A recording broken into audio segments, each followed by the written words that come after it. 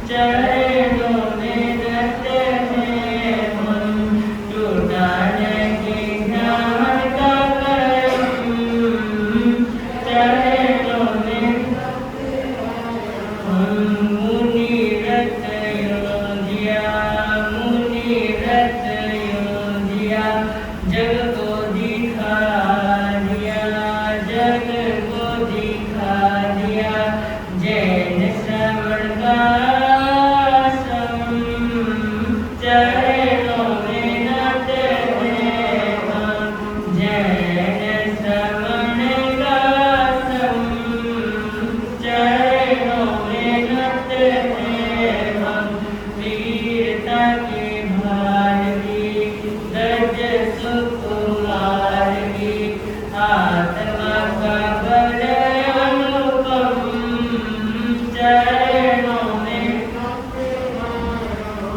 आत्मा का बल अनुपम, चरणों में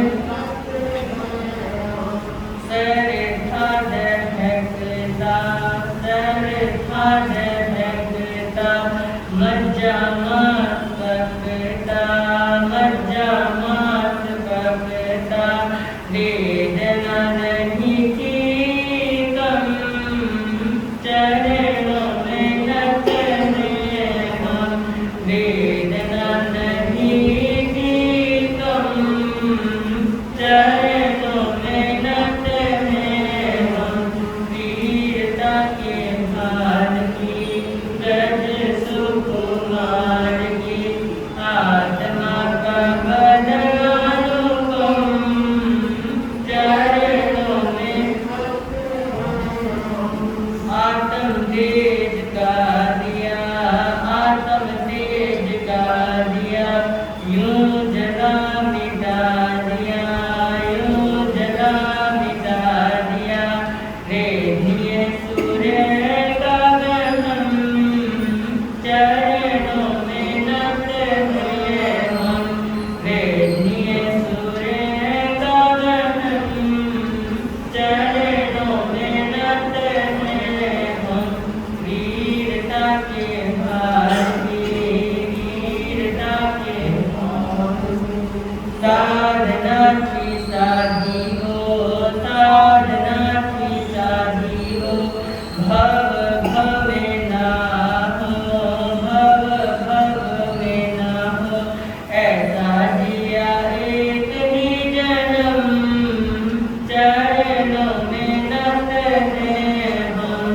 ऐसा जिया एक ही जन्म, चरणों में नत हैं हम, वीरता के भार की, वीरता के भार की, गज सुकुमार की, गज सुकुमार की, आत्मा का बल अनुपम, चरणों में नत हैं हम, आत्मा का अनुपम, चरणों में कर्मों को क्षय कर, कर्मों को क्षय कर, शुभदर अभय कर, शुभदर अभय कर, ठहराया जय कर चम, चरणों में नत हैं हम, ठहराया जय कर चम, चरणों में नत हैं हम, वीरता के भार की गज सुकुमार की, आत्मा का बल अनुपम, चरणों में नत हैं हम, आत्मा का बल अनुपम, चरणों में नत हैं।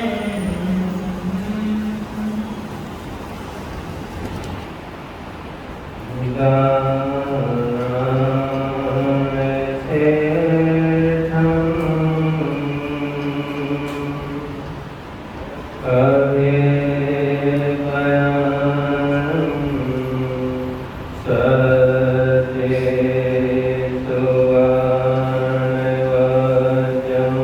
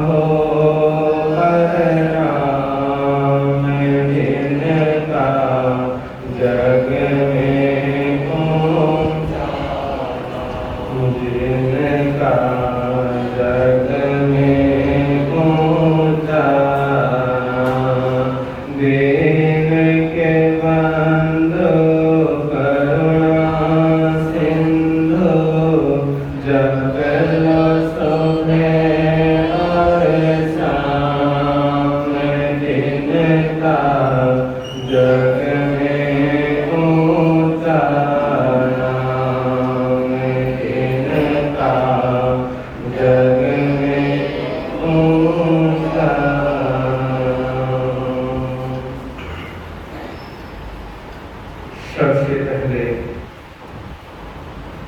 ध्यान योगी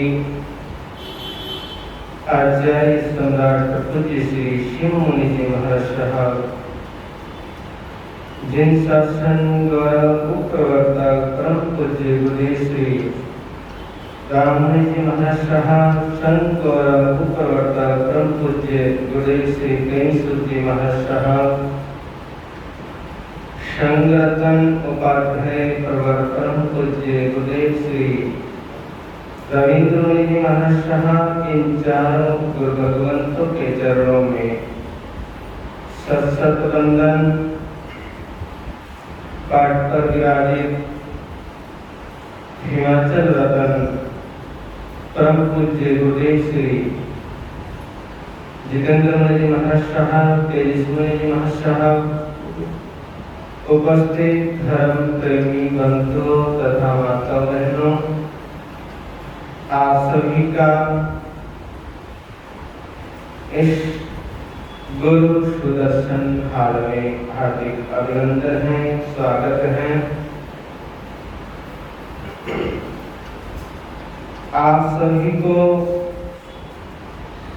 तीसरे दिन परवराज परिश्रम की हार्दिक शुभकामनाएं, मंगल कामनाएं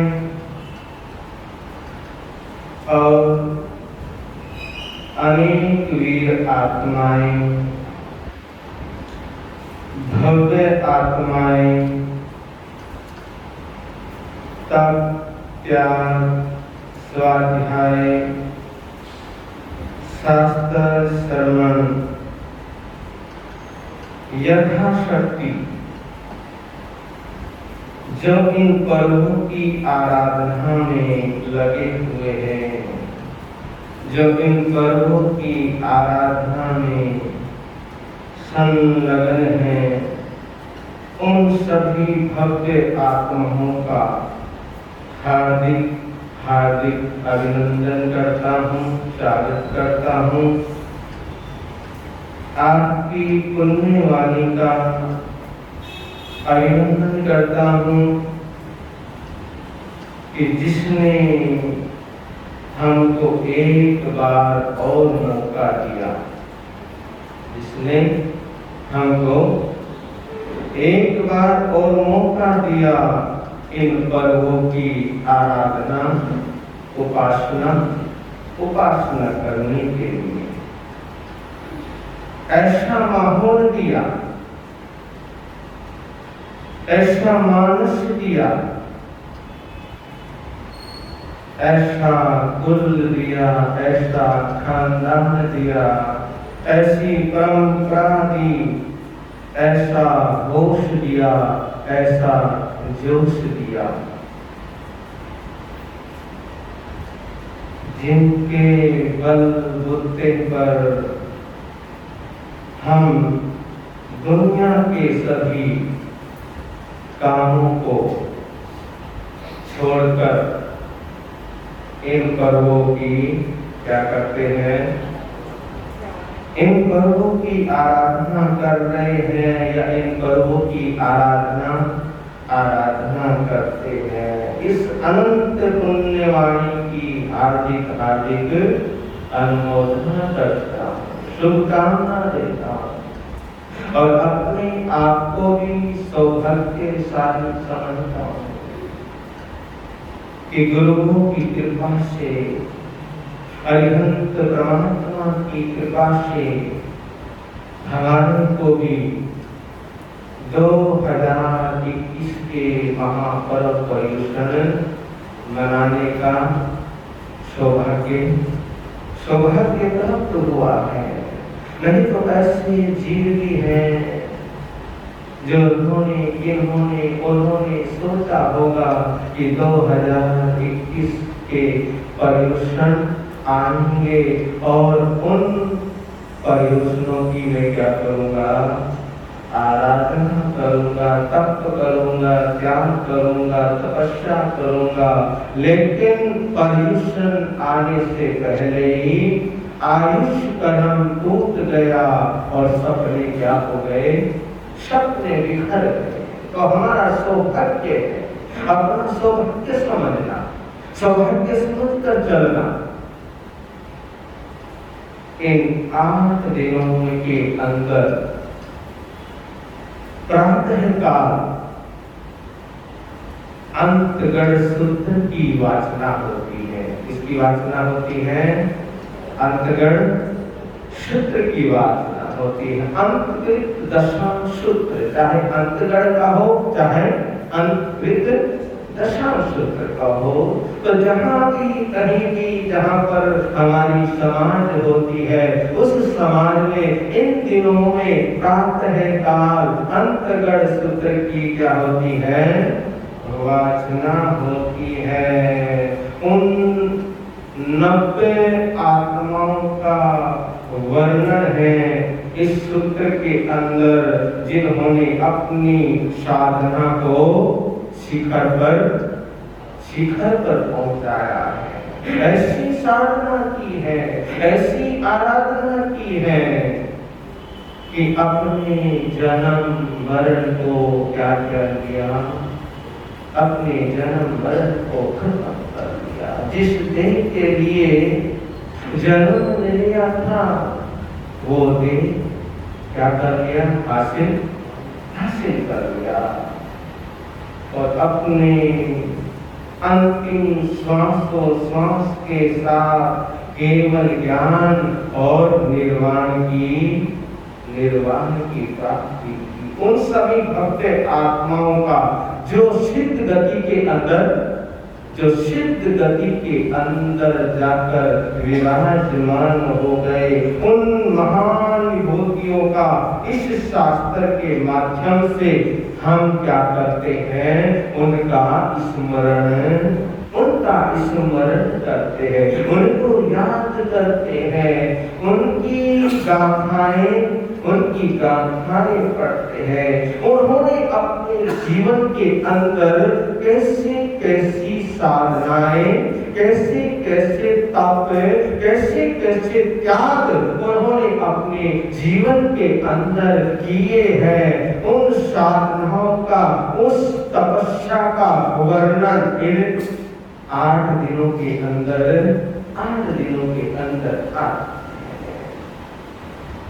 तो उनका स्मरण करते करते हम भी बोधि को प्राप्त हो सके। हमें भी अपने असली घर की बोलो हमें भी अपने असली घर की याद आ सके। असली घर किसकी याद आ सके, असली घर की याद आ सके, क्योंकि शरीर का घर संसार है। शरीर का घर क्या है, संसार है।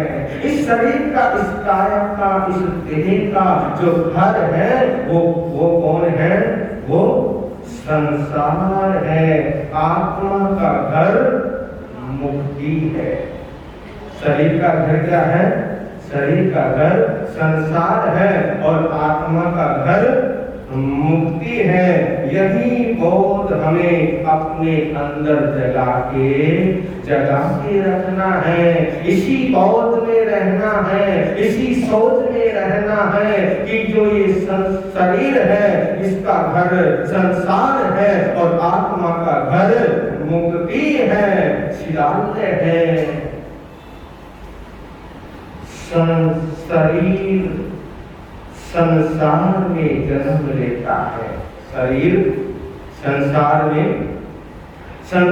में जन्म लेता है, लेकिन आत्मा का असली घर तो बोलो आत्मा का असली घर तो वो सिद्धांत है, वो वैकुंठ है, वो मुक्ति है।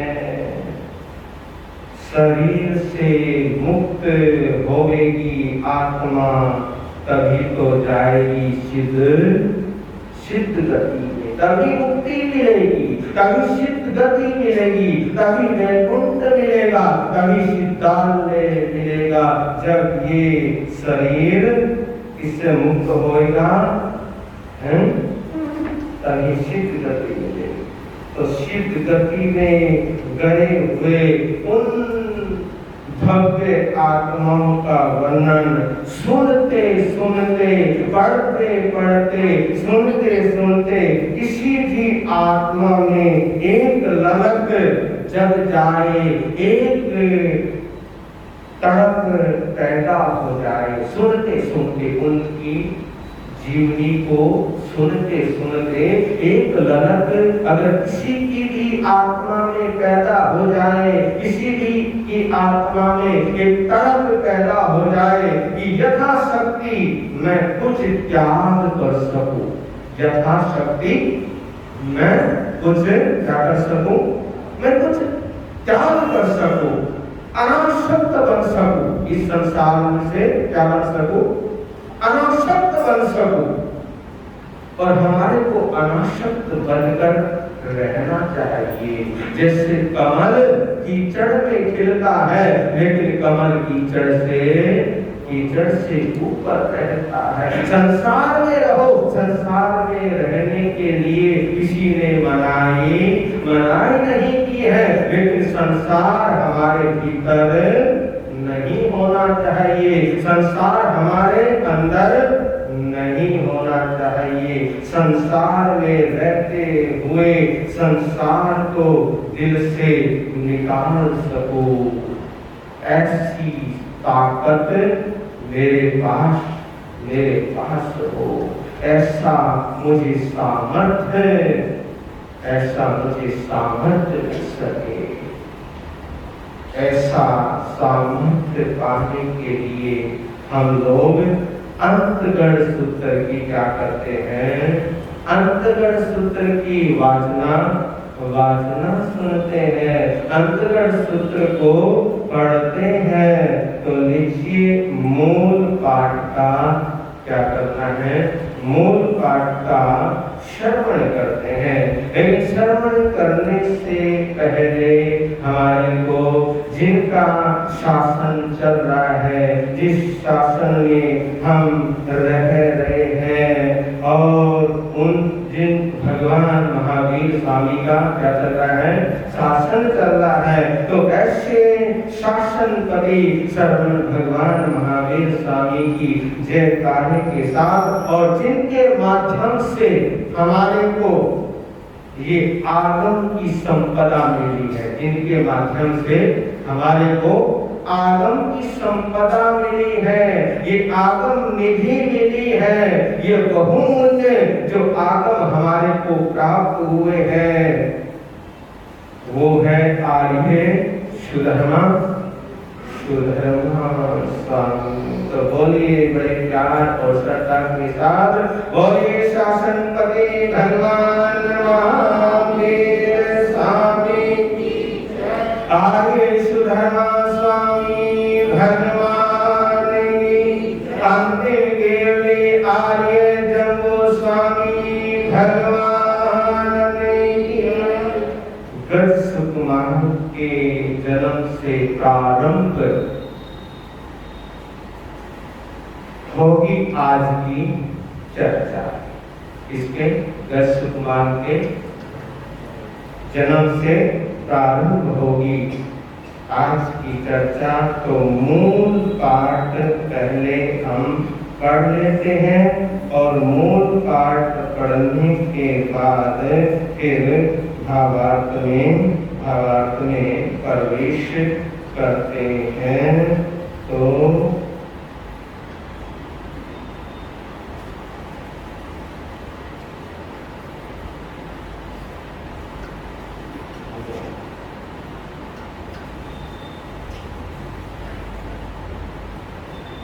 बोलिए शासनपति भगवान महावीर स्वामी की, दुनिया के सभी महापुरुषों की।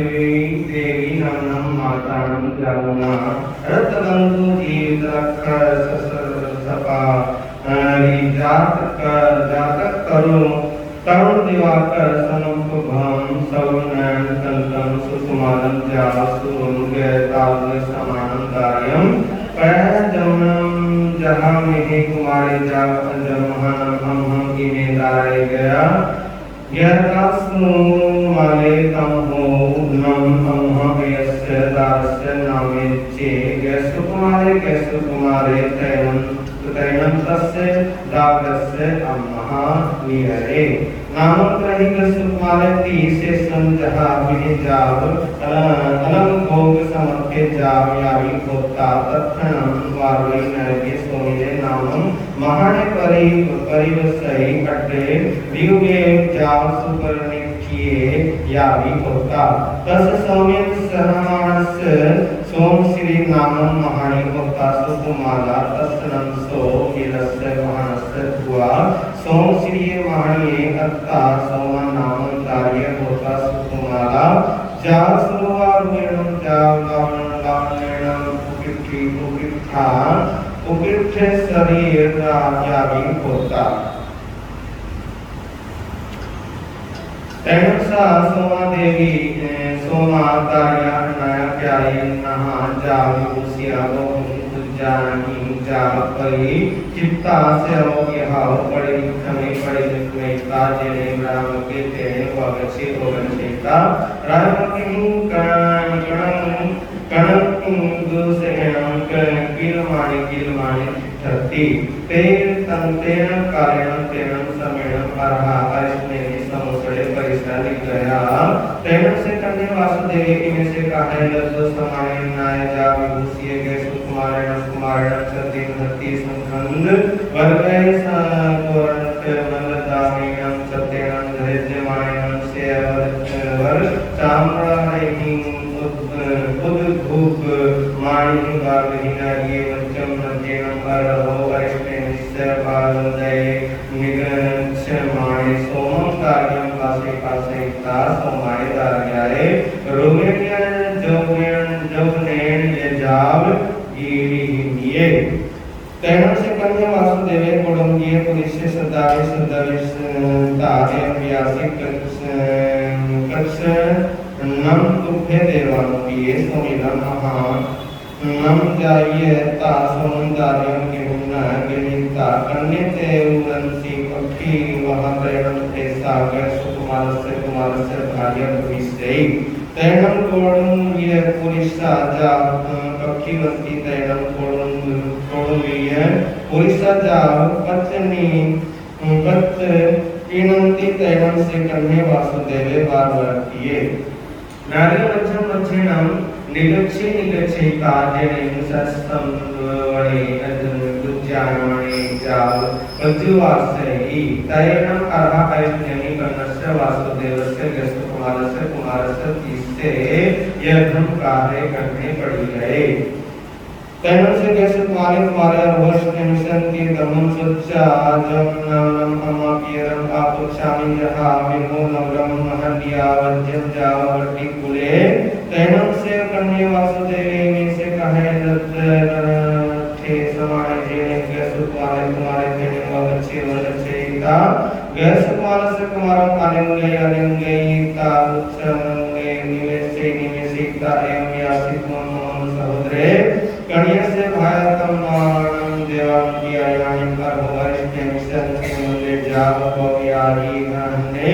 पार्वती नारी महामया विषेणम अभि सिंचिस्सामि तैनं से गैस कुमारे कन्हेनम वासुदेवेनम एवं उत्तेश्य माने कुशिनीये संचिद्धति तेन से गैस कुमारे कन्हम वासुदेवम अमाकेलो यह वचन की एवं व्यासी एवं कुल देवानुपिया मनुष्य कामा खेला सवाजा विप जहियवा भविष्यन्ति तम इच्छामि नम देवानुपिया तुभ्यहि अभ्य नूनाये समाने अभो अष्टमिस्य अन्त्ये जाववस्ते तैनं तं वैक्षकुमारं कन्हे वासुदेवे अमाप्यवो यजाहे नो संचायति गुह्याहि मनो अहिंजाभाविते ताहे ककामहि चेकेवं व्यासितं इच्छामनं ते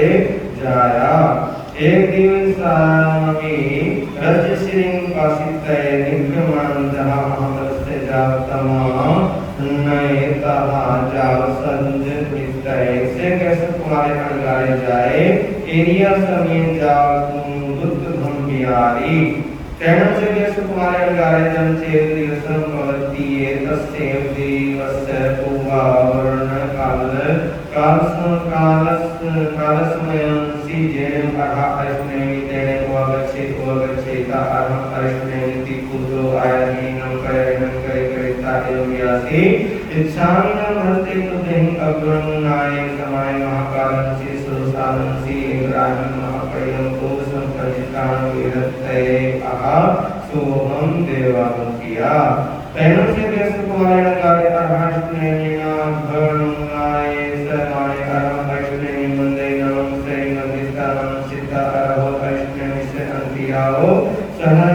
सहस्रंदुर्नाओ वज्रनाओ पढ़े लिख ताजेने महाकाले सुसाने तेन वगैता ठंडीलम पढ़े लिखता उच्चार पासन भूमि पढ़े लिखता सिम कवभार गायनम जाल तो विकाय सहत्थो एग्राही महापरियम ओ संपत्तिदान किए एवं शरणं सोमिले महाने सामी यस्य अट्ठायवादत्यो राज्यो वैया पूर्णिके समिहो यदग्गे यक्षय पतामरस्य गणिता ततो पढ़ियते ता महाकालस्य सुसानस्य अदुसानतेनं माने संजाय कालसमयंसि कविरल मनुसांसी वैश्वकुमारं अंगारं पासयिता तं जेरं सरेता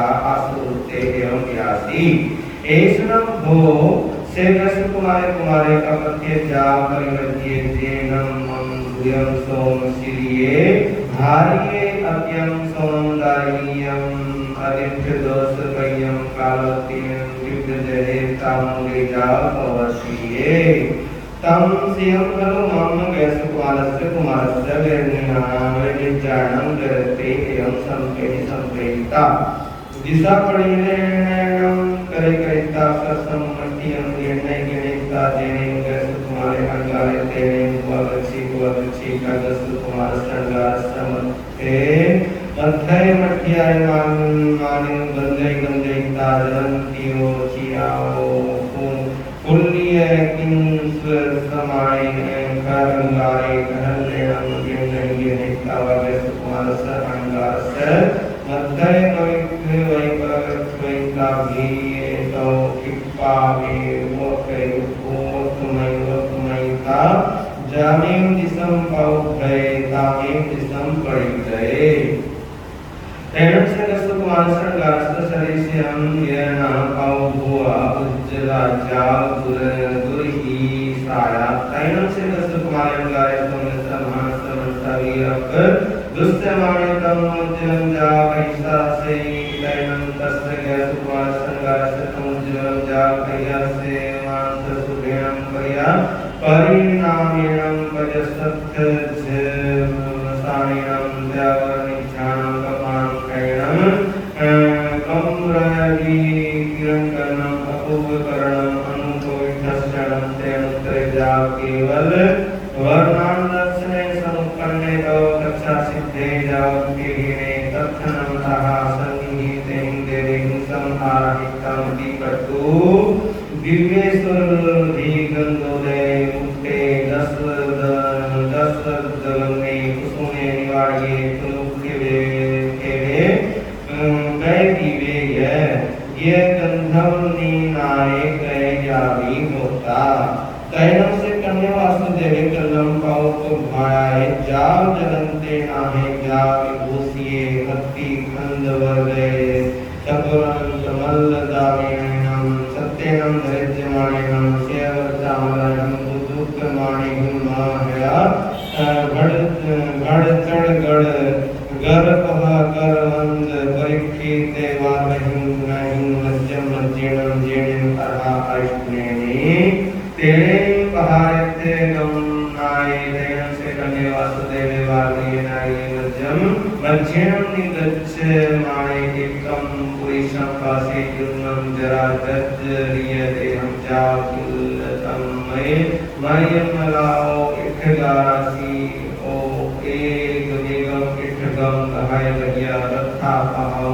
अंतो की हम अनुप भी समानं पासे पासे सातयनं से कन्या वासुदेव तस्य पुरुषे अनुपम प्रणठाये हति खंड वर्गये चेगम इठगम गिरने के नहीं सावरिया रथा पहाओ अंतो गई अनुप से ही तैनाम करने वासुदेवं के गए इठगाय गाहियाय समानिये अनेक ही पुरुष सहनी से महाराय इठग गस्त्रासी वहिया तथा पाहो अंतो भ्रंसी अनुकसिये तैनं से कन्या वासुदेव वार्ये न्यायी मध्यम मध्येणं निगच्छे निगच्छे ताजे देवता आश्नेमि तेनं वगच्छे वगच्छिता जावंदे नमं से वंदिता नमं चित्ता ज्ञान सुकुमारं अणगारं आकाशमाय अहं आश्नेमि वंदे नमं से वंदिता नमं चित्ता अयं व्यासी कहिनं वंदे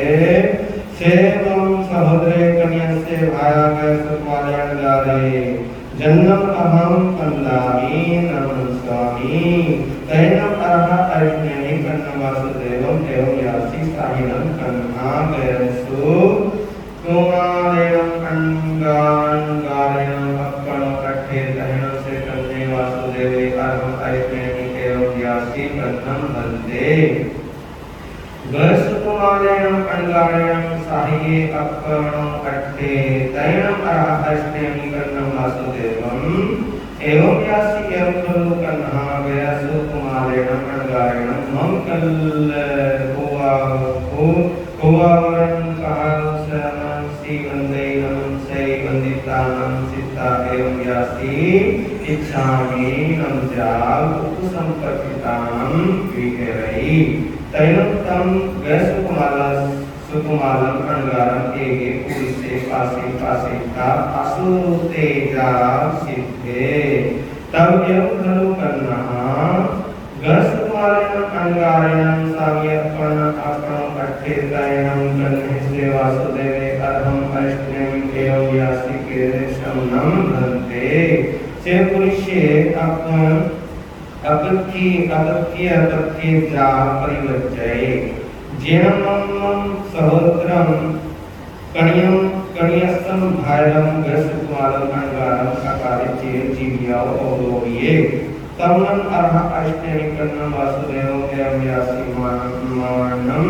कन्हात्मं तस्य पुरुषस्य पदो समावज्जाहि एवं खलु कन्हा तेनं पुरुषेण गसुकुमारस्य कंगारस्य सामहिज्ये दिने कन्हा भन्ते तेनं पुरुषेण गसुकुमारस्य नम साहिज्ये दिने तैनं अरहा अष्टनेमि कन्नं वासुदेवं एवं यासी सेवनं कन्हामनं तुमं पाय वंदे हवनागच्छे माणे पार्वतीये नाये एवं पुरुषं पाससी जाव अनुपविष्ये जहन कन्हा तुमं तत्पुरुषस्य साहिज्ये दिने एवं कन्हा तेनं पुरुषेण गसुकुमारस्य कंगारस्य अनेक भवस्य संचियं परमं पुरीवाणिनं बहुकं अनित्यरथं साहिज्ये दिने तय नाम से करने वासुदेव अरहम ऐष्णेमी एवं यासिने सेनम धनुते कुइसे मैं अहम जानी योगे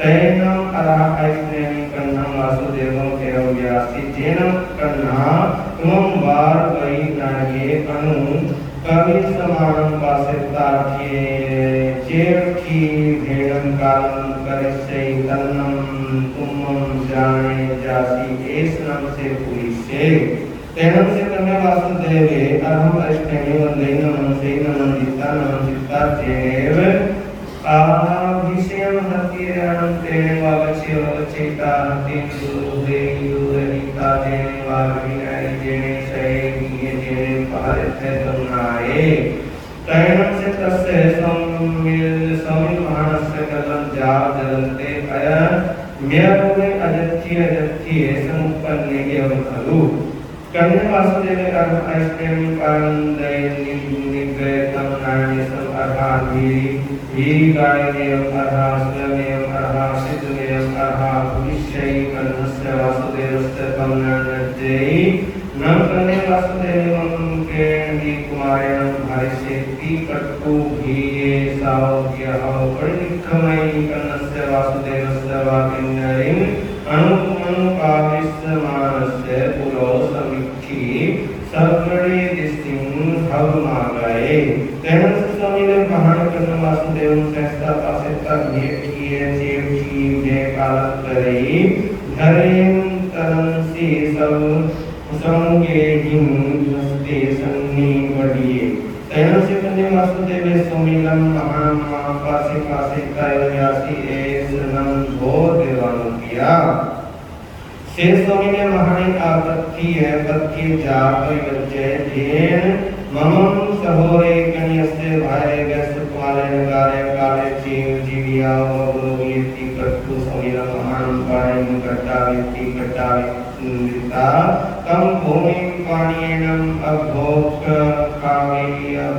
खावे का जेने से गिहे तेने वगरे स्वयं इहं अनुपवित्ते एवं खलु जम्बो समयं भगवया जा संपत्तेनं अठमस्य अंगस्य अंतकर्दसां तत्तस्य मुक्तस्य अठमज्जनस्य अयमठे प्रणत्ते नवसमुख्यो एवं खलु जम्बो तेनं कारणं तेनं समयनं वारवत्येन ये जहाँ पड़ों जा विहरई तत्णं वारवये नारिये बलदेवे नामं राया होता बन्नो तत्णं बलदेवस्य रन्नो नारिणी नामं देवी होता बन्नो तैनं साधारणी सियं सुमिने जहाँ गोयामे नवरं सोमु नामं कुमारे कन्ना संकन्नां कन्ना सदाओ चौदस्य कुमारी अहित्यै विसंवासे करियावसे संकल्प तीर जाओ से तुंजे सिद्धे निक्षेवो एवं दूमुहे भी कु गदाराय भी तोन्नम भी बलदेव पिता धारिणी सुवा दारिणी एवं चेव नवरम वसुदेव पिया धारिणी सुवे एवं अनादिथि वसुदेव पिया धारिणी सुवे एवं खलु जम्बो सम्मेलन जा संपत्तेनं अठमस्य अंगस्य अंतगर्दसां तच्चस्य वक्त्रस्य तेरस्सम अच्छानं अमठे प्रणत्ते बोलिए शासनपति भगवान महावीर स्वामी की आगे प्रणते तंजहा सत्तार में तत्वज्ञान में एक सुत ज्ञान के विषय जे कोई अति चार लाख होत में आलो जब है मच्चा में यंग कचकरन कहे न गिने न जोग न दोषी न सुतो न लुप्त परिचयम अकारे को सच्चाओ कारे न को सच्चाओ असच्चाइए सच्चायम सच्चाइए न सच्चायम तस्मिच्छामि तस्मिच्छामि तस्मिच्छामि अभी अभी आपने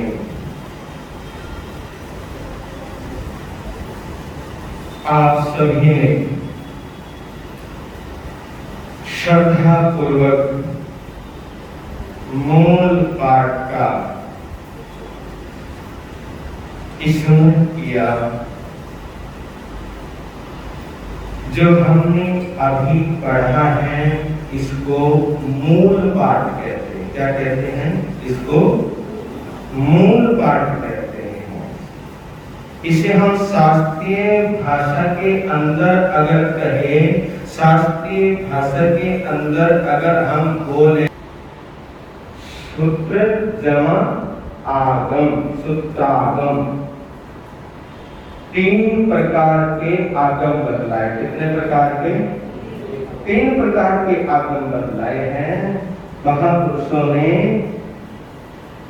सूत्रागम, अर्थागम और तदुभ्यागम, ये 3 प्रकार के आगम बतलाए हैं, जिसमें मूल पाठ रहता है, जिसके अंदर खाली बस मूल होता है, मूल पाठ रहता है, उसे सूत्रागम कहते हैं। क्या कहते हैं उसको? जिसमें खाली बस मूल गाथाएं हैं, मूल पाठ है, उसे अर्थागम कहते हैं। अर्थ जमा आगम, वो आगम जिस आगम के अंदर, जिस सूत्र के अंदर सूत्र ही सूत्र होते हैं, उसको अर्थागम कहते हैं। और एक आगम होता है तदुभ्यागम, जिसमें दोनों ही होते हैं, जिस आगम के अंदर दोनों ही होते हैं, जिसमें मूल पाठ भी है और जिसमें अर्थ भी छिपा है, जिसके अंदर मूल पाठ भी है और अर्थ भी है। तो दोनों हम जब एक साथ पढ़ते हैं, एक साथ जब वाचना करते हैं, उसको हम तदुभ्यागम कहते हैं। तो पहले मूल पाठ का हम क्या कर लेते हैं?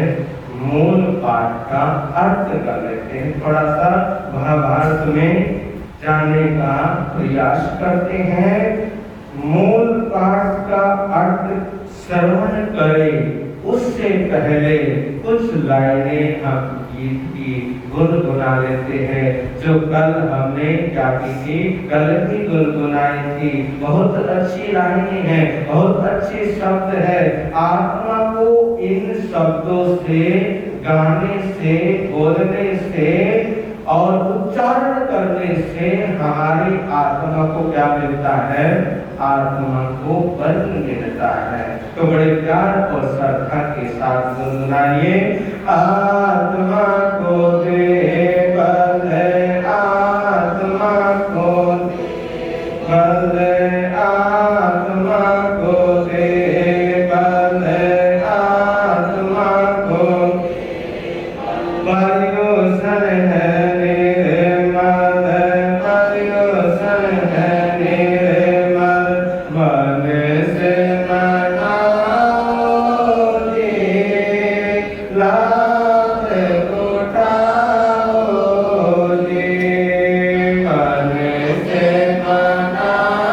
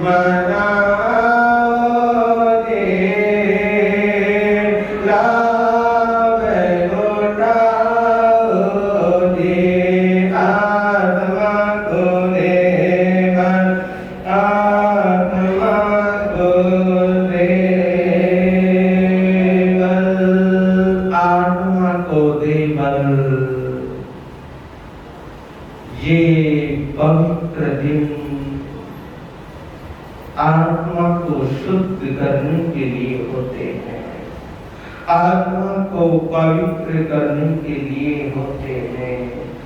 जो अपने दिल को पवित्र बना लेगा इन दिनों के अंदर जो ये दिन चल रहे हैं, ये आध्यात्मिक पर्व जो चल रहे हैं, जो पर्युषण पर्व चल रहे हैं, जो अपने दिल को पवित्र बना लेगा, जो अपने अंदर मैत्री का झरना बहा लेगा, जो अपने आप को अंदर से भीतर से शांत कर लेगा, जो अपने आप को अंदर से ठंडा कर देगा। क्या कर देगा?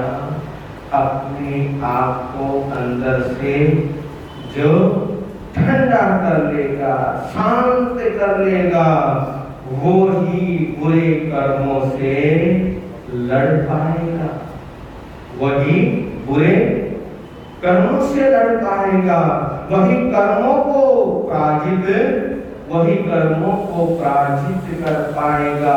जितने बुरे विचार होंगे उतने ही कर्म हमारे मजबूत होंगे, जितने बुरे हमारे क्या होंगे, भाव होंगे, जितने बुरे हमारे विचार होंगे उतने ही कर्म हमारे क्या होते चले जाएंगे, मजबूत होते चले जाएंगे।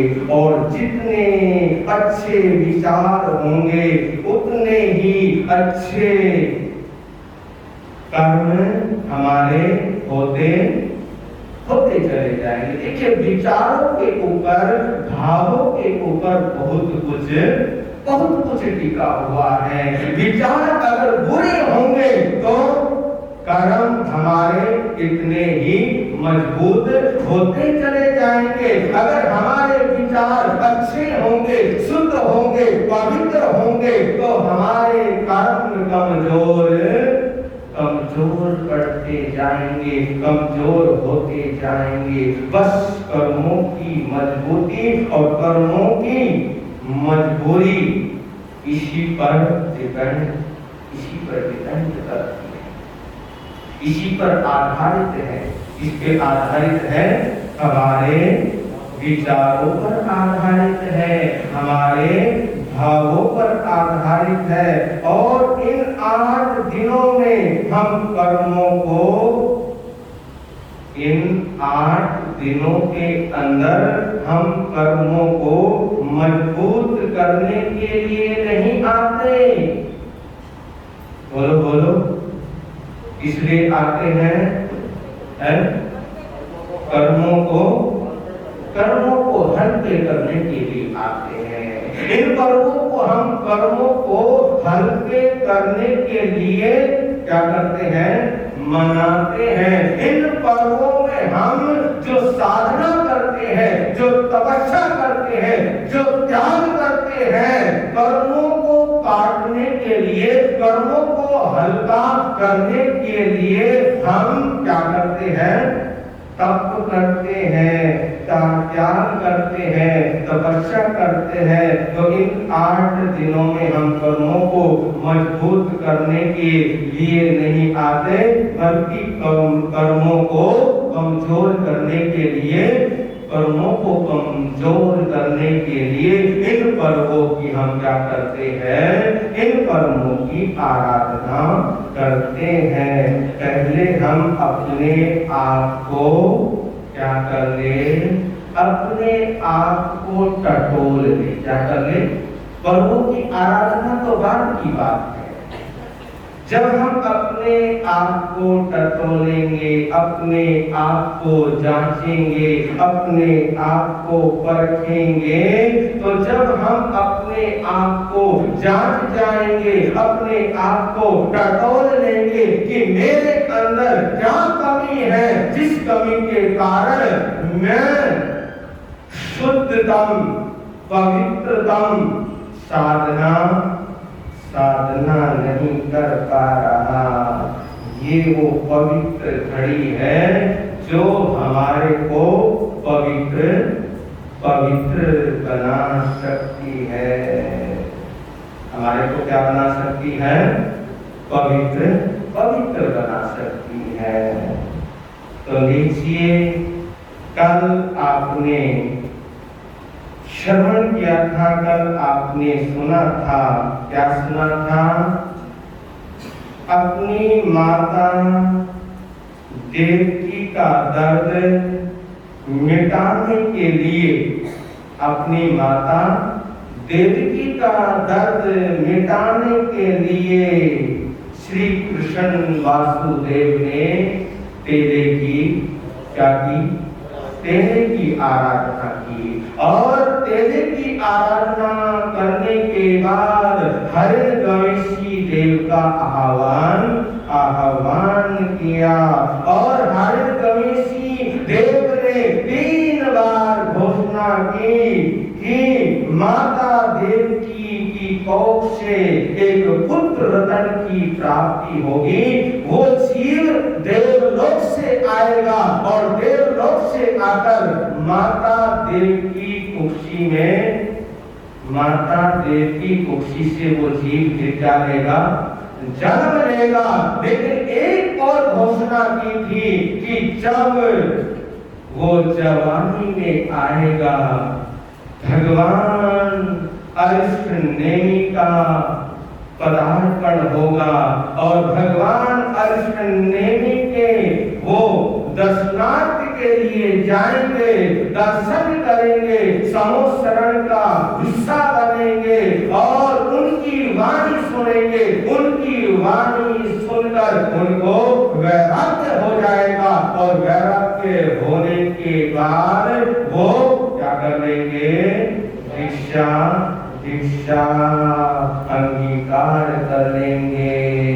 तो ये समाचार श्री कृष्ण जी ने माता देवकी को दिया कि माता अब तुम खुश हो जाओ। क्या हो जाओ? अब तुम खुश हो जाओ, अब तुम प्रसन्न हो जाओ।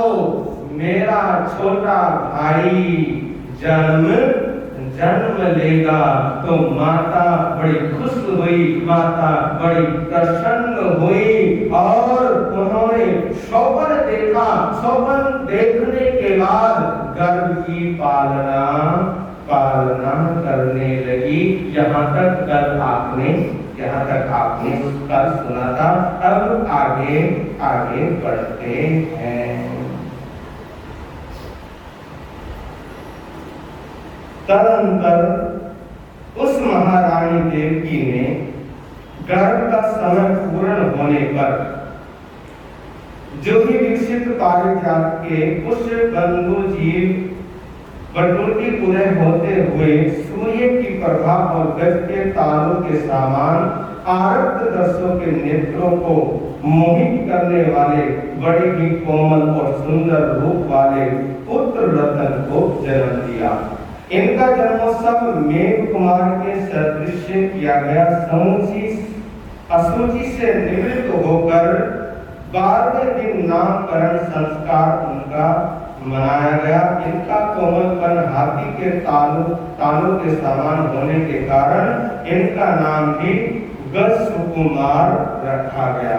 इनकी बाल्यावस्था का अवशेष वर्णन मेघ कुमार की भांति ही समझना चाहिए। ये गज सुकुमार नामक कुमार पढ़ लिखकर शिक्षित हुए। अब बाल्यावस्था से मुक्त होकर प्रारंभिक यौन की घाटी में ये उतरे। उधर द्वारिका नगरी में सौमेन नामक एक ब्राह्मण रहता था। वह संपत्तिशाली और ऋग्वेद आदि चारों वेदों का पूर्ण ज्ञाता था। उसके सोमश्री नाम की सुकुमार धर्मपत्नी थी। उस सौमेन ब्राह्मण के सोमा नाम की एक अति ही सुंदर और रूप लावण्यवती एक बालिका थी। वह लड़की एक रोज स्नान मंजन कर यावत वस्त्र अलंकारों से सुसज्जित होकर अनेक दास दासियों को साथ लेकर अपने घर से निकलती है। चलती चलती वह जिधर राजमार्ग था उधर जा निकलती है और राजमार्ग में अपनी स्वर्ण तारों से जड़ित गेंद को वह उछालने लगती है। उस समय अरंत अर्चनेमी भगवान वहां पधारे। शहर में एक खबर होते ही दर्शनों के लिए जनता उमड़ पड़ी। कृष्ण महाराज ने भी भगवान के पदार्पण को सुसमाचार सुने। तब तो स्नान मंजन आदि से शीघ्र ही निवृत्त और वस्त्र आभूषणों से सुसज्जित बन अपने लघु भ्राता गजकुमार को साथ उन्होंने लिया। फिर गजारूढ़ हो कोरंट कनेर नामक वृक्ष के फूलों के हारों से वेष्टित छत्र को धारण किए हुए द्वारिका नगरी के मध्य से सार्वजनिक मार्गों से भगवान अरिष्ट नेमि के चरण को प्रस्थान उन्होंने किया। उस समय उन दोनों भाइयों की शोभा बड़ी ही अविराम थी। बीच बीच में सफेद चावल जो उन पर डुलाए जा रहे थे वे तो उनकी उस शोभा को और बढ़ाते थे। मार्ग में गेंद खेलती हुई वे सोमा नामक कन्या उन्हें दिख पड़ेगी। उस ब्राह्मण की कन्या का अनुपम रूप लावण्य देखकर विस्मित हुए। देखिए यहाँ पर एक बात, एक सवाल उठता है कि जब वासुदेव श्री कृष्ण जी ने तेने की आराधना की, इसकी आराधना की, तेने की आराधना की, और तेने की आराधना करने के पश्चात हिरण्यकशिपु ने वरदान दिया, और वरदान देने के बाद एक बात उन्होंने कही कि जैसे ही आपका छोटा भाई जवान होगा, जवानी आएगी, वहीं पर भगवान का पदार्पण होगा, और भगवान की वाणी सुनकर इनको वैराग्य होगा, और वैराग्य होने के पश्चात ये दीक्षा अंगीकार कर लेंगे। और देखिए जैसे ही जवानी में आते हैं 10 कुमार, उधर भगवान कृष्ण का पदार्पण होता है। वासुदेव श्री कृष्ण को पता लगा कि भगवान पधारे हैं। तो वासुदेव श्री कृष्ण अकेले नहीं गए, किसको लेकर गए?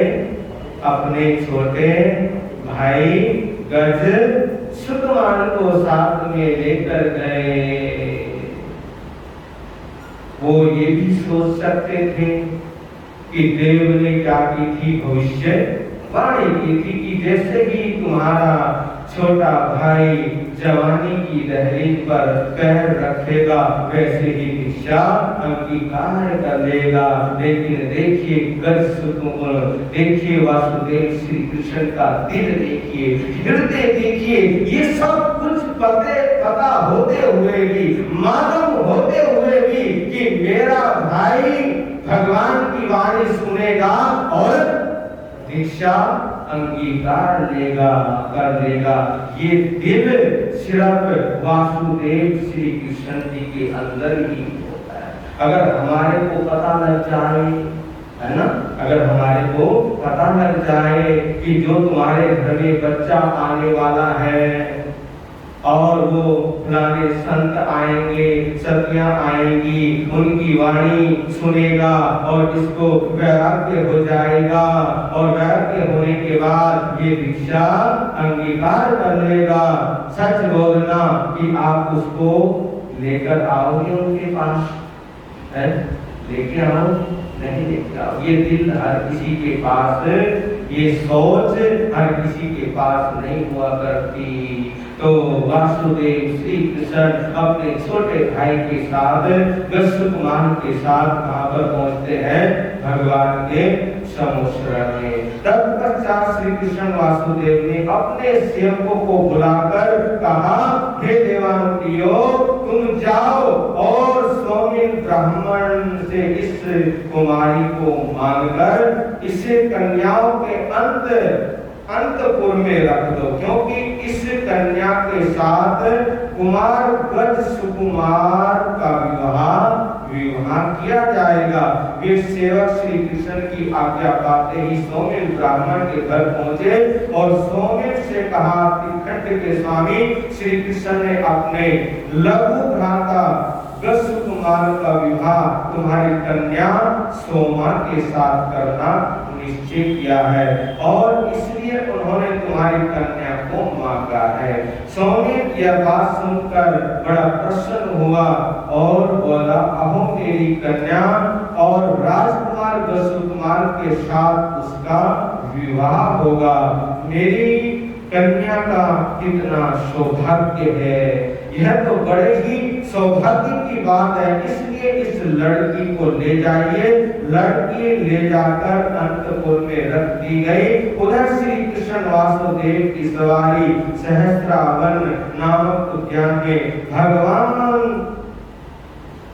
के निकट पहुंची। वहां श्री कृष्ण आदि ने भगवान को श्रद्धा तथा भक्ति के साथ वंदना की। भगवान ने श्री कृष्ण वासुदेव और गस्सुकुमार को धर्म उपदेश दिया। फिर कृष्ण महाराज भगवान का उपदेश श्रवण कर द्वारिका की ओर लौट आए। गस्सुकुमार ही श्री अरहंत अष्टनेमी प्रभु की वाणी सुनकर वैराग्य उत्पन्न हो गया। उन्होंने भी श्री मेघ कुमार की तरह भगवान से कहा कि भगवान, मैं माता पिता से पूछकर अर्थात उनकी आज्ञा प्राप्त कर आपके पास भिक्षा अंगीकार करना चाहता हूँ। इतना कहकर वे अपने घर वापिस आ जाते हैं। उन्होंने माता पिता से भिक्षा धारण करने की आज्ञा मांगी। माता पिता ने कुमार को अनेक प्रकार के सांसारिक प्रलोभन दिए, दीक्षा न लेने की अनेक की बातें कही।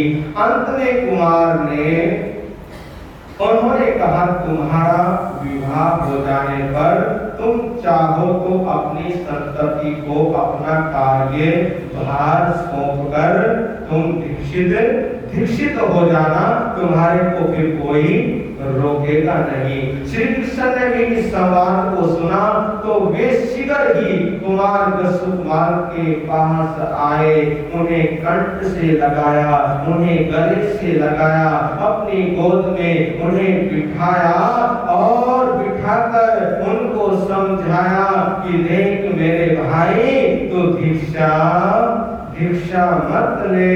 तब प्रेम पूर्वक उनसे वे यूं बोले, गसुकुमार तुम मेरे लघु भ्राता हो, हे देवानुप्रिय तुम मेरा कहा मानो, मेरा कहना मानो। अभी भगवान के पास दीक्षा मत लो, दीक्षा अंगीकार मत करो। मैं आज से ही इस द्वारिका नगरी में बड़े ही समारोह के साथ तुम्हारा राज्य अभिषेक कर देता हूँ, अर्थात तुम्हारे को राजा बना देता हूँ। राज्य अभिषेक की बात को सुनकर गसुकुमार का मन निश्चय से विचलित नहीं हो पाया, सो नहीं हुआ। कुमार ने इसमें दूसरा ही कुछ अर्थ निकाला। उन्होंने समझा अभी तो भिक्षा धारण की केवल चर्चा ही हो रही है। क्या की है मैंने? दीक्षा धारण की केवल चर्चा हुई है। मैंने अपने माता पिता से दीक्षा लेने के लिए आज्ञा ही मांगी है। क्या मांगी है? आज्ञा ही मांगी है। इतने पर ही जब त्रिखंड का एक छत्र अभिष्टता में बन जाया करता हूँ, तब दीक्षा धारण करने पर तो इसका अनुपात कितना बढ़ जाएगा, अभी किसी भी प्रकार आंका नहीं जा सकते। सोच समझकर वे अपने सत्य पथ पर हिमालय के समान अटल और समुद्र के समान गंभीर बने रहे और उन्होंने श्री कृष्ण के कथन के उत्तर में केवल मौन धारण कर लिया।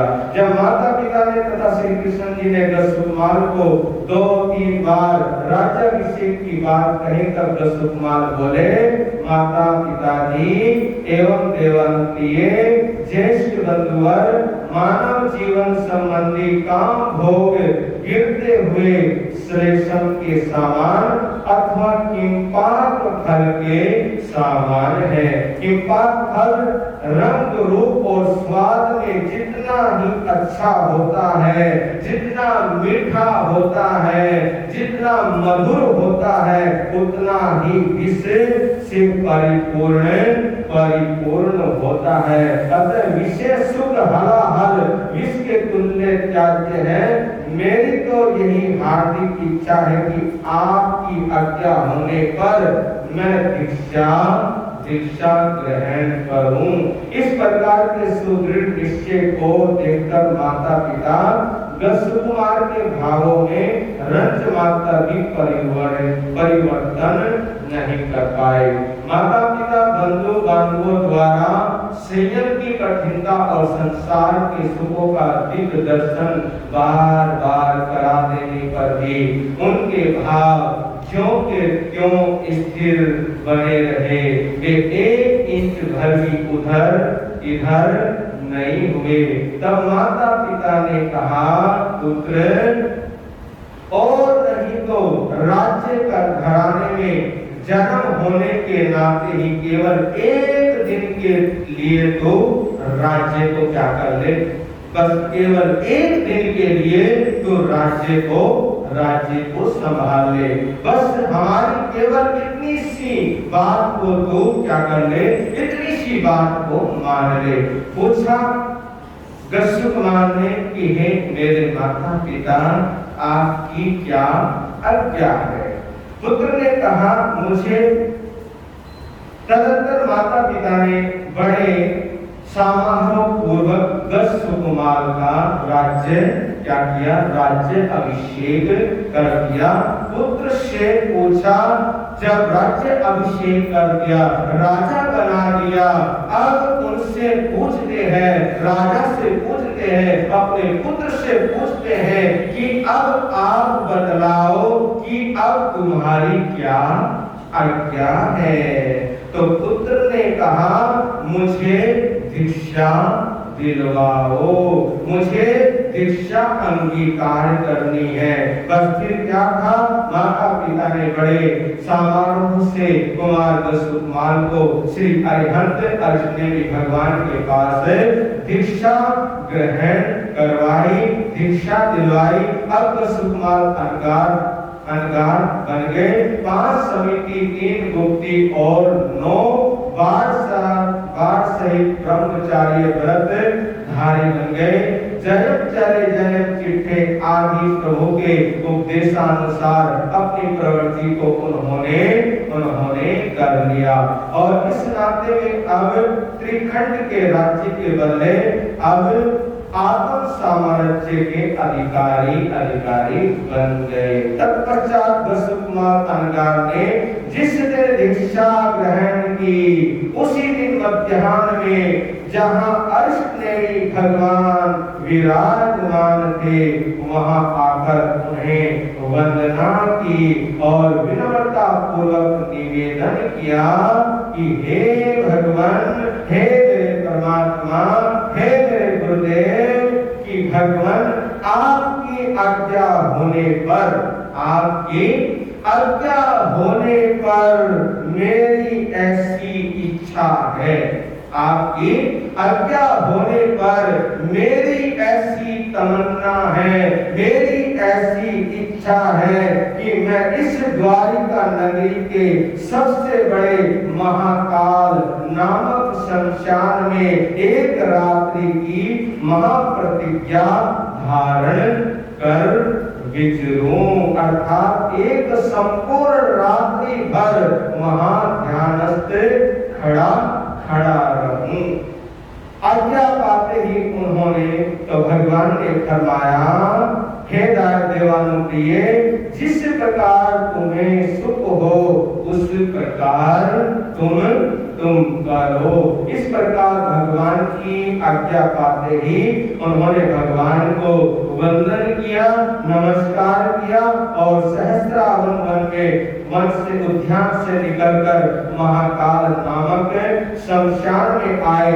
वहां जाकर ध्यान धारण करने के स्थान को उन्होंने देखा, छानबीन की और वह स्थान कहीं चींटी, कीड़े मकोड़े आदि जीव जंतुओं की विराधना होने का स्थान तो नहीं है। उस स्थान की क्या की उन्होंने पड़े रहना की। फिर बड़ी नीति लघु नीति के स्थान को उन्होंने क्या किया, साफ किया, सुथरा किया। तत्पश्चात खड़े हो मस्तक को कुछ झुकाकर, खड़े होकर मस्तक को थोड़ा कुछ झुकाकर दोनों हाथ घुटने की तरफ लंबे किए। ऐसे दोनों हाथ घुटने की तरफ लंबे किए और दोनों नेत्रों को अनिमेष रखते हुए, दोनों नेत्रों को अनिमेष रखते हुए एक पुद्गल पर दृष्टि स्थित कर दी। क्या कर दी? एक पुद्गल पर दृष्टि अपनी उन्होंने स्थित कर दी। तब दोनों पैर पास पास रखकर वे अविचल ध्यान में निमग्न हो गए। इसी समय वह सोमिल ब्राह्मण उसी महाकाल शमशान के पास होकर निकल रहा था, शमशान के पास से जा रहा था। वह कृष्ण कुमार के भिक्षा लेने के पहले ही द्वारिका नगरी के बाहर दर्भ पुष्प पत्ते मोर आदि सामग्री यज्ञ के लिए लेने के लिए निकला था। लौटते समय वह वहां आ गया। उस संध्या काल के समय मनुष्य का आवागमन उधर कुछ कम हुआ करता था। कृष्ण कुमार मुनि को देखकर सोमिल को पूर्वकृत वैर भाव स्मरण हो गया। वह क्रोधित होकर कटु संबोधन के शब्दों में बोला, अरे ये कृष्ण कुमार तो मृत्यु को चाहने वाला लज्जा रहित है। मेरी पत्नी सोमश्री की अंगजा सोमा नामक मेरी प्राण प्यारी पुत्री को जो त्याज्य आदि दोषों से रहित तथा बहिष्कृत यौवन अवस्था में है, कारण ही उसे छोड़कर ये क्या बन गया, संत बन गया है, साधु बन गया है। इसने मेरी पुत्री को क्या दिया, मेरी पुत्री को धोखा दिया है और आज ये यहाँ आकर ढोंग रच रहा है, यहाँ पर खड़ा हो गया है, संत बन गया है। मेरी पुत्री को इसने धोखा दिया है। ये शब्द आया तो अंदर क्रोध जागृत हो गया, अंदर वैर भाव जागृत हो गया, वैर भाव आ गया। अतएव आज मैं कृष्ण कुमार को अपने वैर का बदला पाई चुका देना चाहता हूँ। श्रेष्ठ समझता हूँ। ऐसा विचार कर इधर उधर उसने देखना प्रारंभ किया, क्योंकि क्रोध में है। और जब क्रोध व्यक्ति को आता है तो फिर क्या होता है, क्रोध अंदर, बुद्धि बाहर। फिर उसकी बुद्धि काम नहीं करती। अच्छा क्या है, बुरा क्या है, फिर वो व्यक्ति नहीं सोचता। क्रोध आ गया और उस क्रोध में विचार करने लगा, इधर उधर देखने लगा और जलाशय के स्थान से सोमिल ब्राह्मण ने गीली मिट्टी उठाकर कृष्ण कुमार की ओर आया। जिधर कृष्ण कुमार ध्यान अवस्था में खड़े थे, उनके सिर पर उस गीली मिट्टी की एक पहाड़ बनाई। क्या बनाई? गीली मिट्टी की एक पहाड़ बनाई और उस पहाड़ उसने उसको बांधा। तब फिर देखा कि पास में चिता जल रही है। क्या जल रही है? पास में एक चिता जल रही थी। उस जलती हुई चिता में से टेसू के फूल के समान लाल सुर्ख खैर की लकड़ी के धधकते हुए अंगारों को मिट्टी के एक फूटे हुए बर्तन में उन अंगारों को उठाता है और उन अंगारों को उठाकर कृष्ण कुमार के सिर पर डाल देता है, उंडेल देता है। तत्पश्चात वे सोमिल भयभीत हो जाता है। क्या हो जाता है? क्योंकि वैर भाव क्या हो गया? वैर भाव निकल गया है, क्रोध शांत हो गया है, वैर भाव निकल गया और वैर भाव निकलने के बाद अब सोमिल ब्राह्मण भयभीत होता है और भयभीत होकर शीघ्र ही जिधर से आया था उधर उधर ही चला गया। तत्पश्चात उन सुकुमार अंगार के शरीर में महाभयंकर एवं असह्य वेदना होने लगी, वेदना होने लगी। धड़कते हुए अंगारे, सिर के ऊपर कोई बाल नहीं है, केस लुंचन हुआ है और सिर के ऊपर वो धड़कते हुए अंगारे डाल दिए और सिर ऐसे जलने लगा, ऐसे जलने लगा जैसे खिचड़ी पकती है, खिचड़ी धड़कती है, ऐसे सिर जलने लगा। कल्पना कीजिए अगर हमारे पैर के नीचे थोड़ा सा भी कुछ भी या कोई जली हुई सिगरेट या बीड़ी हमारे पैर को छू जाती है तो हम कैसे उछलते हैं, हमारे को कैसे वेदना होती है। तो वहां पर तो देखिए धड़कते हुए अंगारे सुकुमार के सिर के ऊपर डाल दिए, वेदना होने लगी। पर उन्होंने सौमिल ब्राह्मण के विषय में अपने हृदय में जरा भी बुरे भाव नहीं लाए। उस वेदना को हंसते हंसते संभाव के साथ उन्होंने क्या किया, सहन किया। तब शुभ परिणाम एवं प्रशस्त अध्यवसायों से ज्ञान को रोकने वाले कर्मों का क्षय हुआ। कर्मों के क्षय हो जाने तथा अपूर्ण कर्म में प्रवेश होने पर अनंत पदार्थ जिससे जाने जाए ऐसा प्रधान केवल ज्ञान, केवल दर्शन उन्हें क्या हो गया, उन्हें उत्पन्न हो गया।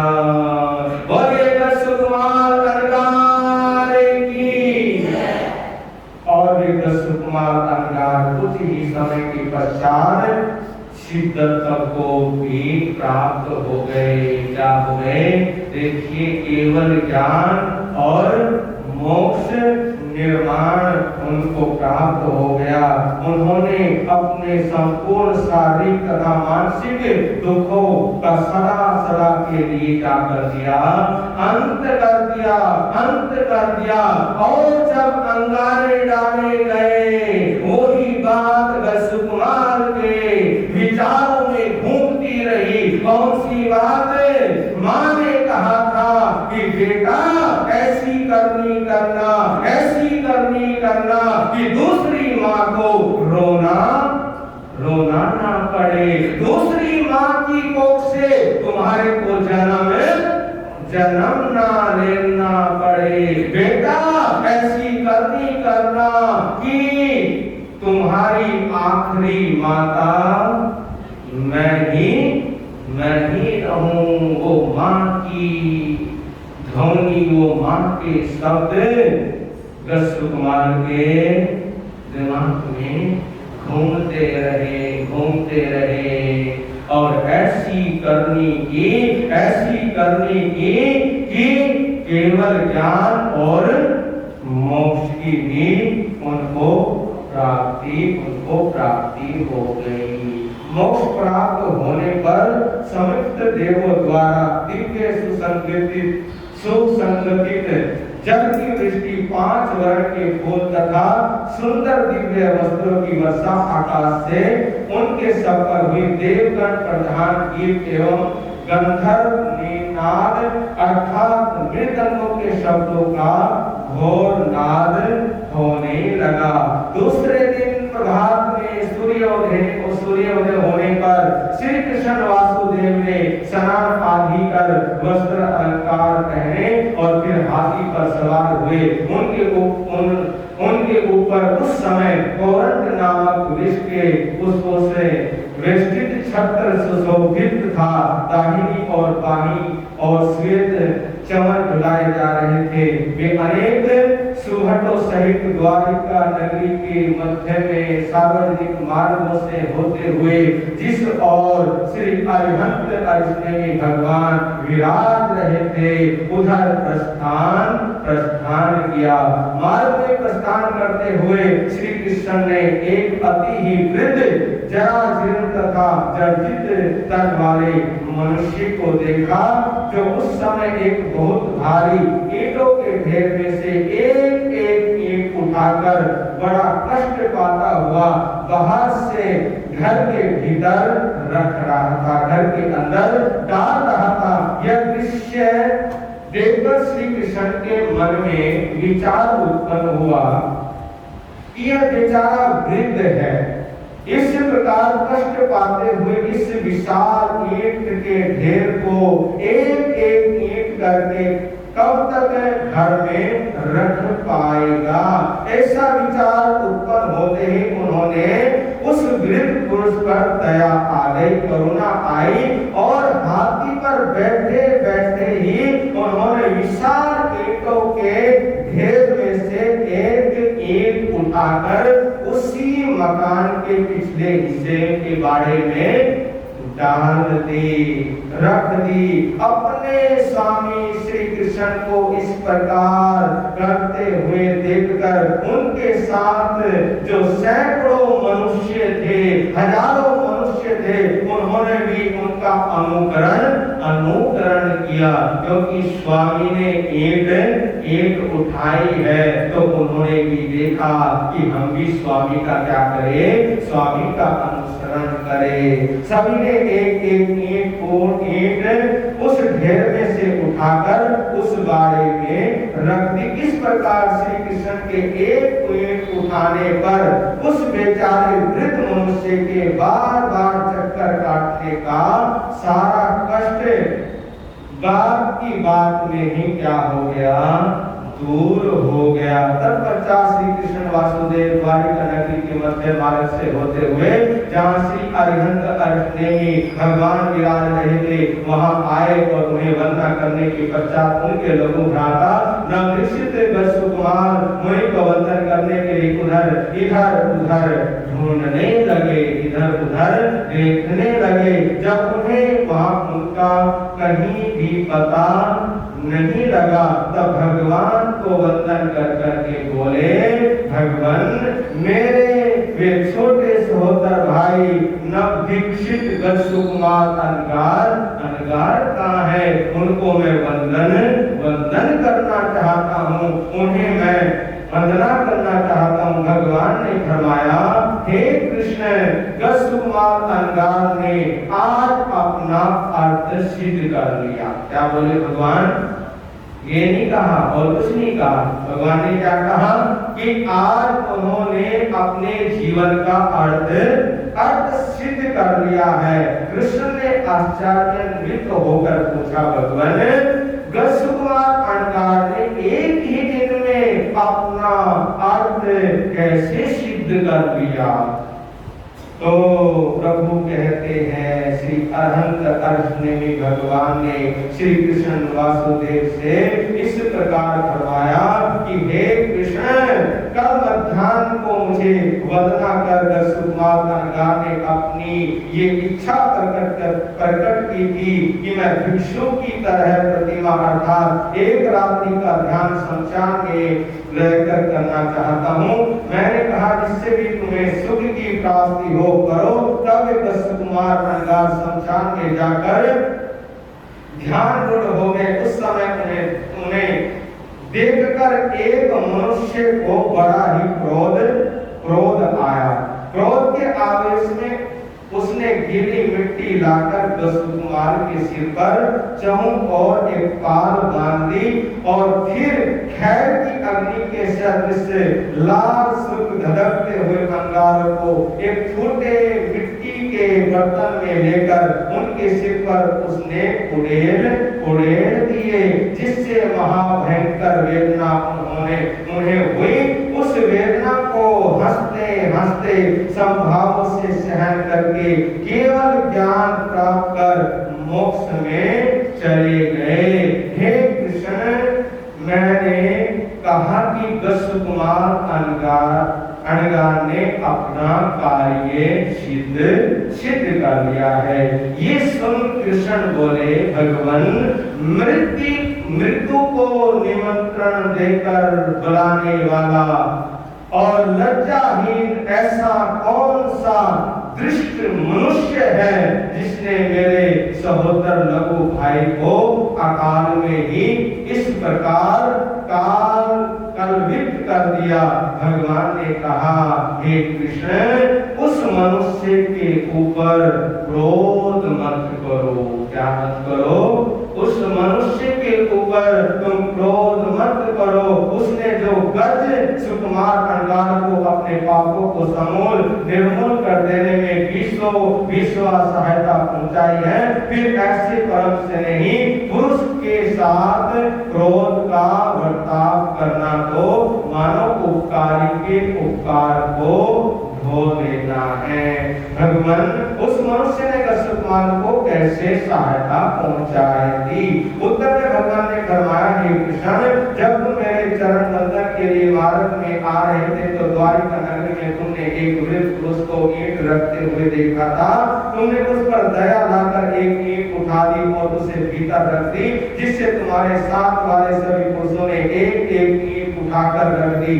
जो यूं सब ईंटें उसी समय शीघ्र ही अंदर रखी गई। कृष्ण, जिस प्रकार तुमने उस वृद्ध पुरुष को सहायता दी थी, उसी प्रकार उस पुरुष ने गस्सुकुमार अनगार को उनके अपने अनेक शत सहस्त्र अर्थात लाखों भवों में संचय किए हुए कर्मों की उदीर्णा कर संपूर्ण कर्मों को नाश करने में बड़ी सहायता दी है। भगवान, उस मनुष्य को मैं कैसे जान पाऊंगा? भगवान ने फरमाया, हे कृष्ण, जब तुम यहाँ से लौटकर द्वारिका में प्रवेश करोगे, उस समय तुमको आते हुए देखकर वह मनुष्य वहीं रुक जाएगा, वहीं का वहीं भयभीत होकर मृत्यु को प्राप्त हो जाएगा। बस उसे देखकर तुम जान लेना कि यही वही मनुष्य है जिसने मेरे लघु भाई के प्राण हरण किए हैं। तदंतर वे कृष्ण वासुदेव प्रांत अष्टमी भगवान को वंदना कर अपने प्रधान गजरतन अर्थात हाथी पर बैठ जिस और द्वारिका नगरी में अपने महल थे उधर आ रहे थे। उधर सूर्य उदय होने पर सौम्य ब्राह्मण के मन में ये विचार उत्पन्न हुआ कि कृष्ण वासुदेव भगवान के चरण वंदन को गए हैं और भगवान सर्वज्ञ है, केवल ज्ञानी है, उनसे कुछ छुपा नहीं है, उनसे कोई बात छिपी हुई नहीं है। ये सब घटना कृष्ण को कह देंगे तो मुझे कृष्ण वासुदेव ने मालूम किस मौत मारेंगे। ऐसा विचार उत्पन्न होने पर सौम्य ब्राह्मण भयभीत होकर अपने घर से निकला और एकाएक जिधर से कृष्ण वासुदेव आ रहे थे उनके समक्ष ही सम्मुख दिशा से शीघ्र आ निकला। उसके बाद वह सौम्य ब्राह्मण सम्मुख आते ही श्री कृष्ण वासुदेव को एकाएक देखकर डर गया, उसके पांव वहीं रुक गए। वह स्थिति भेद आयुष क्षय के कारण वहीं का वहीं मृत्यु को क्या हो गया? मृत्यु को प्राप्त हो गया। धड़ाम से वह भूमि पर आ गया।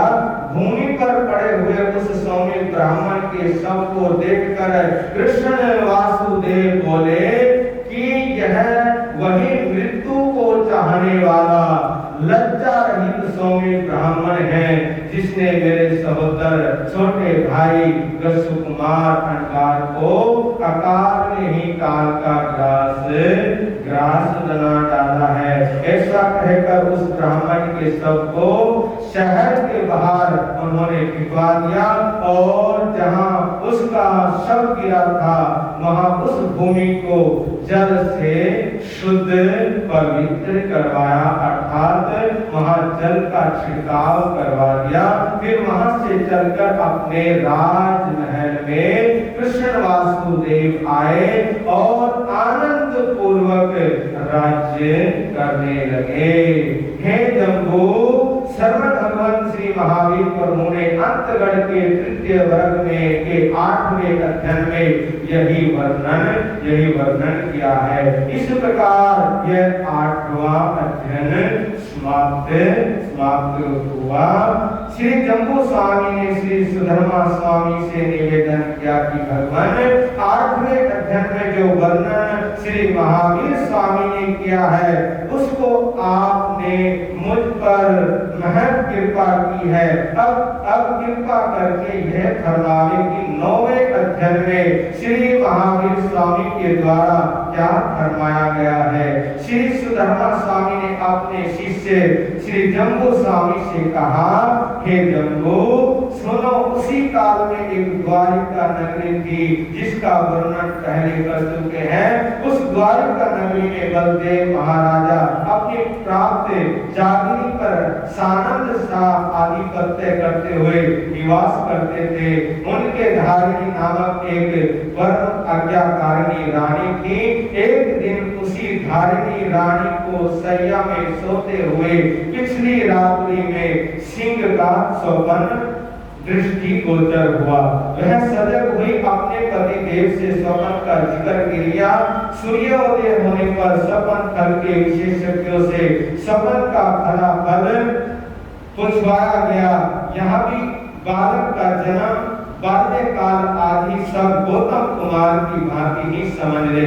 विशेषता केवल इतनी है कि उनका नाम सुमुख कुमार रखा गया।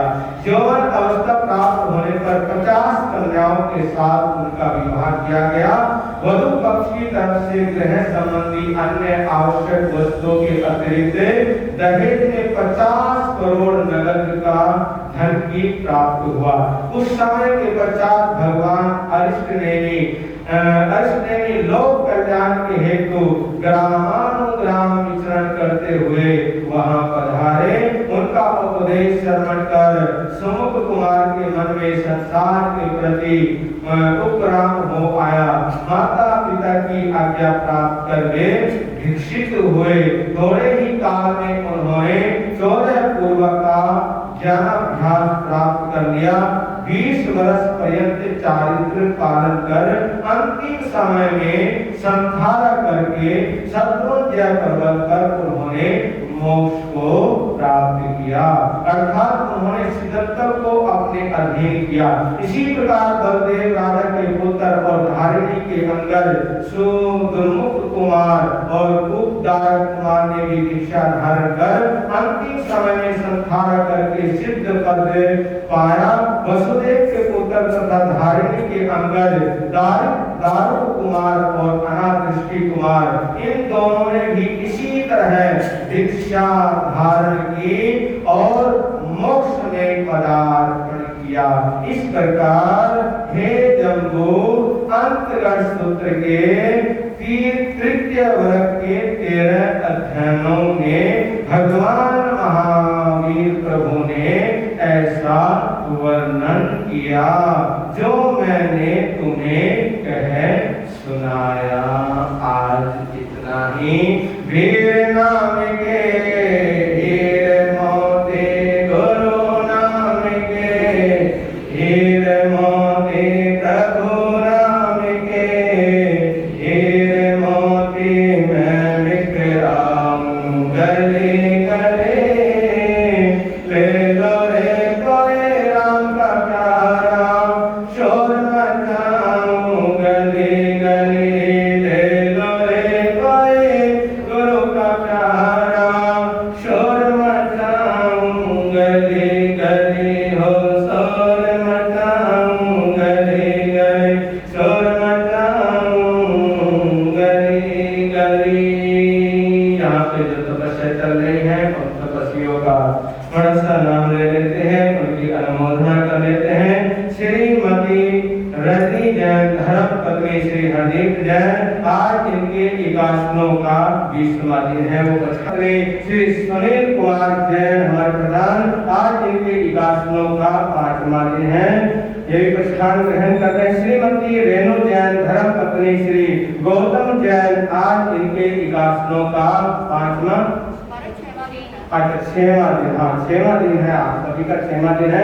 और श्रीमती कांता जैन, आज इनके 81 का 5वां दिन है। बहुत अच्छा, अति उत्तम, हर्ष। और भी यहाँ पे एक तपस्या चल रही है, और एक तपस्या और चल रही है। श्रीमती सीनम जैन, धर्म पत्नी श्री दीपक जैन, आज उनके उपवास का 6वां दिन है। उन्होंने पचखान ग्रहण कर लिया है। और एक और आइमिल की 28 चल रही है। श्री परम जैन हनुमान, आज इनके आइमिलों का 3रा दिन है, वो पचखान ग्रहण कर रहे हैं। और आज जिनका 3रा एकासना है, 3रा एकासना है, वो 3रे एकासने का पचखान ग्रहण कर ले। हर्ष। आज जिनका आज जिनका 3रा आइमिल है, 3रा आइमिल है, उनका पचखान हो जाए। आज किसी ने आइमिल करना है तो वो खड़े हो जाए, आइमिल का पचखान। आज किसी ने उपवास करना है तो वो भी खड़े हो जाए। चलो आप सभी ने यथा शक्ति, आप सभी ने तप त्याग में आप लगे हुए हैं।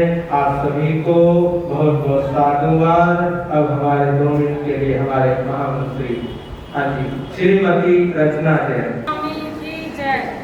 अब तक किए जो पाप वो धोने का वक्त आया, भक्ति तप और साधना करने का वक्त आया। आया पयूषण आया, जैनों का त्योहार आया। जैन धर्म के सार को समझने का वक्त आया।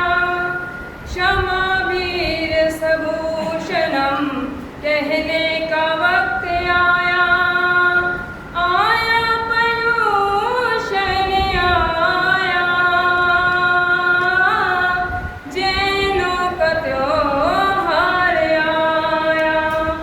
वैर हटाओ, सबको क्षमाओ, कर दो क्षमाओ, कर्म खपाओ।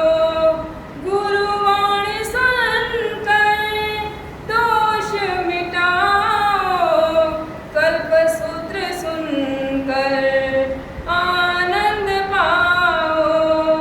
एकाश न करो, करो व्यासना, तेला करो और तप साधना। सत पर वो करा जाहे आया, जैनों का त्योहार आया। बोलिए भगवान महावीर स्वामी की। शानदार तरीके से आप लोगों ने आपका पुरुषार्थ, आपकी सेवा और आपकी भक्ति के द्वारा ये बड़े ही सुचारू रूप से, अच्छे रूप से ये चौमुखी जाप चल रहा है। और आज का जो चौमुखी जाप है, आज के चौमुखी जाप के लाभार्थी हैं श्री हरदीप जैन और श्रीमती रजनी जैन परिवार की ओर से आपका चौमुखी जाप है। तो आ जाइए आगे।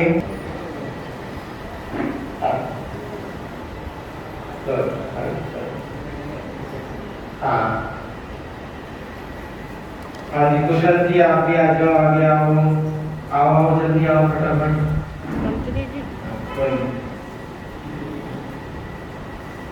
आओ जी, लो जी गले में डालो जी, और यहीं खड़े हो जाओ जी, ठीक है जी। तो आपके समक्ष श्री हरदीप जी और श्रीमती रजनी जैन और पुत्र श्री कुशल जैन आपके समक्ष हाथ जोड़कर खड़े हैं और अपना सौभाग्य को और बढ़ाने के लिए आप सभी से कबल निवेदन प्रार्थना कर रहे हैं। और ये कह रहे हैं कि आज हमारे परिवार का सौभाग्य है कि इस सौभाग्य से हमारे को चौमुखी जाप करने का शुभ अवसर हमारे को प्राप्त हुआ है। तो इस सौभाग्य को और बढ़ाने के लिए इस चौमुखी जाप का सम्मान सत्कार रखने के लिए आप सभी की उपस्थिति यहाँ पर अनिवार्य है। तो आप 4 से 5 के बीच में जो 1 घंटे का जो जाप होता है उस जाप में सभी आने का भाव रखे। बहुत अच्छा, अति उत्तम।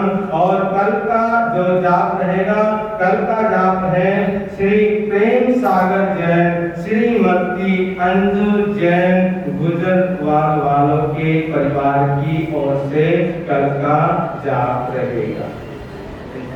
अच्छा, और एक जाप और है कल का। कल के 2 जाप हैं। श्री वीरेंद्र जैन श्रीमती निशा जैन परिवार की ओर से कल का जाप रहेगा। तो कल 2 जाप है। बहुत अच्छा, अति उत्तम। हाँ जी, कुछ बोलोगे? आओ जी।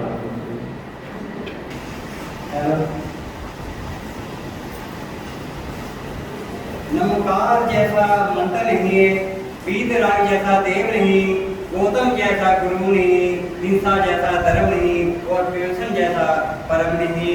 पाठ पर विराजमान शिवाचार्य हिमाचल रतन श्री जितेंद्र मणि महाराज, मधुर वक्ता श्री रजत मणि महाराज, विद्यावासी श्री तेज मणि महाराज, खड़े 3 के चरणों में कोटि कोटि बंधन एवं सब साधक होते हैं। आप सभी को सादर जय हिंद। आज प्योसन पर्व के तृतीय दिवस पर आप सभी को शुभकामनाएं। आज के तृतीय दिवस पर उपवास, अमल, एकादशा, व्यासना आदि संयम तप का लाभ लिया है, उनकी खूब अनुमोदना करते हैं एवं सुख साधा बोलते हैं। आज की प्रार्थना डॉक्टर श्री मिंदरपाल जी की ओर में, डॉक्टर मिंदरपाल जी बड़े वालों की ओर से श्री संगीत हार्दिक कोई प्रार्थना करना नहीं है, भाई है वो भी आप उठा दें। कल की प्रार्थना श्री राजकुमार जी जैन मेहदी वालों की ओर से है।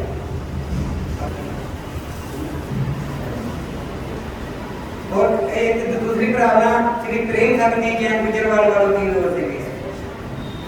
बोले सतसंगति गुरु भगवंतों की नमो निरंतर नमो शिवाय नमो आयरन नमो झाय नमो लोय सहस्र मंगल सर्वश्री परम फल मंगल चतारि मंगल हंता मंगल सिद्धा मंगल साहु मंगल केवली प्रतो पूर्व मंगल चतारि रत्मा हरिहंता लोका सुंदर लोका साहु लोका केवली प्रतो पूर्व लोका चतारि शरणं भवजे अरंते शरणं भवजे सिद्धे शरणं भवजे साहु शरणं भवजे केवली नतन धामं शरणं भवजे हरिहंता जी का शरण, सीता जी का शरण, साधुओं का शरण, केवली कृपया क्या धर्म का शरण। चार शरण सुपर्ण शरण कोई होगा, जो भक्त प्राणी करे आचरण, उसका